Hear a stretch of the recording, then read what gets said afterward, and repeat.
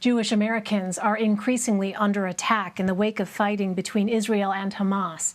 The Anti-Defamation League says it received 193 reports of possible anti-Semitic incidents in the week after rocket attacks and airstrikes began.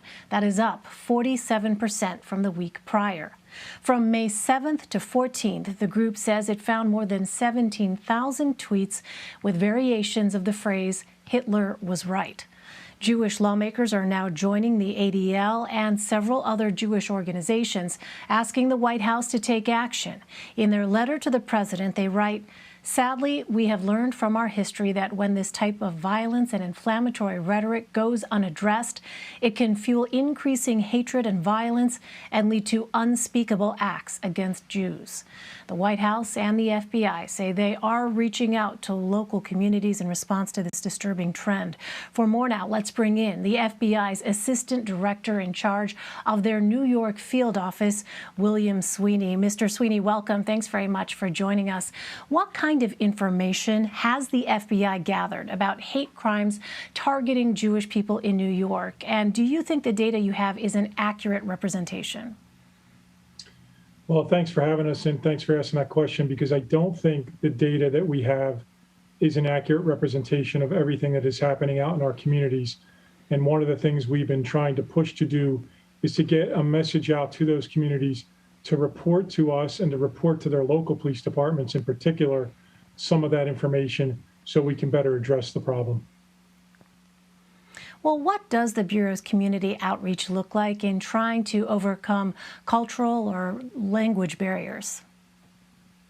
So our community outreach program is fairly robust, and what we've been trying to do, especially over the last year, even with COVID occurring, is to meet with those groups, sometimes virtually, more recently in person, to try to get a message out, an advertising campaign, if you will, to explain to everybody the importance of reporting hate crimes, the importance of documenting those reports so the police departments and the FBI can help better action the threats against our community. And some of that has included an advertising campaign looking within those communities in native languages to advertise to people how they can report what they're seeing to law enforcement.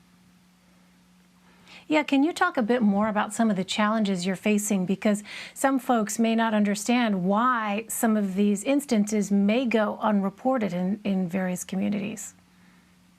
I think there's a couple challenges. One of the challenges might be people's native language. Another challenge can be that people are concerned that law enforcement is more interested in the person that's reporting the crime rather than the person that perpetrated the crime. So we see a lot of times especially new arrivals to the country are hesitant to report crimes that they've either witnessed or been the victim of.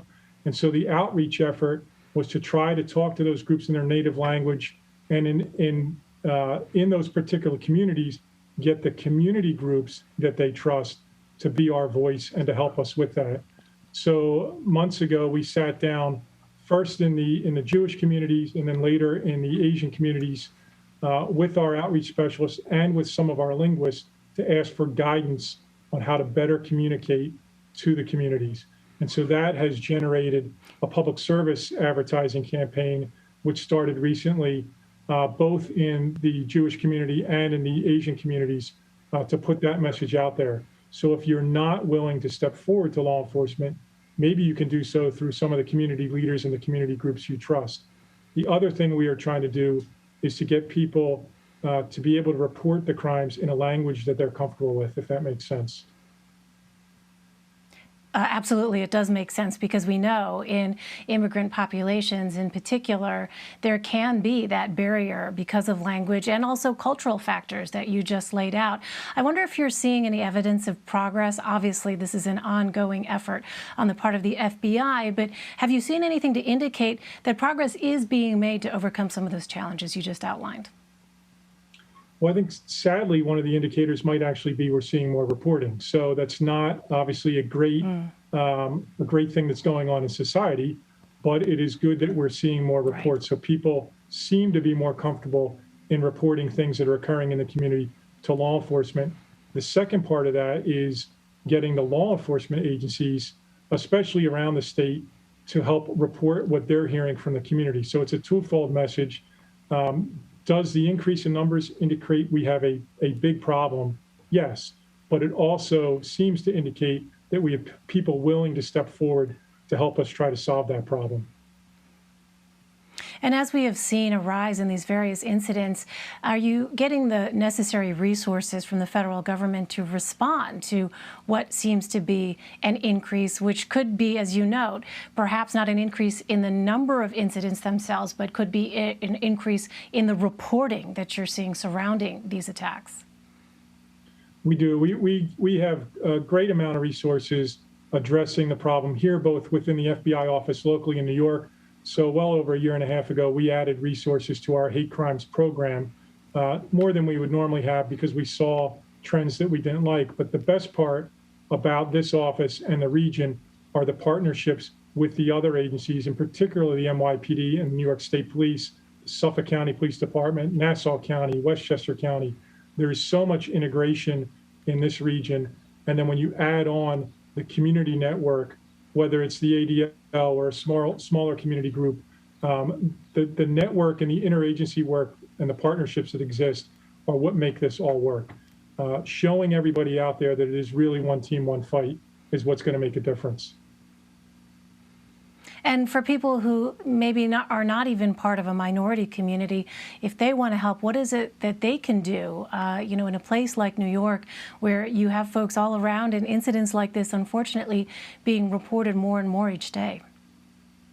I think there's probably two things. One is to educate yourself on the issue, whether you go to our website, the FBI website, the NYPD website that tracks hate crimes in the city, just to educate yourself on the issue and be there for your neighbor. So that second part is the non-law enforcement part, and that's be kind to people, set an example.